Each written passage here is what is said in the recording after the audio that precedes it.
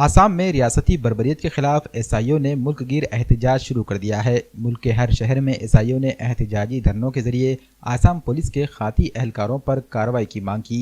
عیسائیوں کا الزام ہے کہ 2 مسلمانوں کا سر عام قتل اور ایک میت کے جسم کے بے حرمتی فسطائی ہندوتوا وادی ریاست کا ظالمانہ اور فرقہ وارانہ چہرہ ظاہر کرتی ہیں۔ عیسائیوں کے قومی صدر محمد سلمان احمد نے کہا کہ اس طرح سے مسلمانوں اور دیگر اقلیتی طبقات کو نشانہ بنانے سے آسام کی سرکاری مشینریز کی کارکردگی پر سوالات کھڑے ہوتے ہیں۔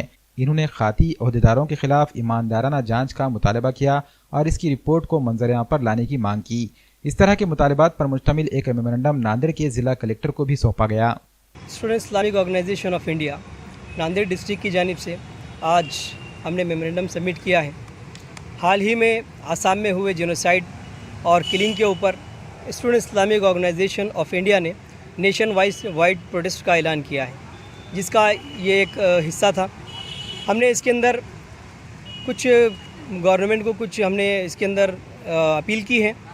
ایک تو یہ رہے گا کہ جو بھی لوگ اس جینوسائیڈ کے اندر مارے گئے ہیں، 2 لوگ اس کے اندر مارے گئے ہیں گولی لگنے سے، اس کو ہم نے کنڈم کیا ہے، ایس آئی او اس کو کنڈم کرتی ہے، اور ہم نے یہ اس کے اندر آویدن کیا ہے کہ جو بھی لوگ مارے گئے ہیں ان کو 1 کروڑ روپے کا معاوضہ دیا جائے، اور جن لوگوں کو بھی سیریس انجریز ہوئی ہے ہم اس کے اندر یہ اپیل کرتے ہیں کہ ان کو 50 لاکھ کا معاوضہ گورنمنٹ جلد سے جلد دے۔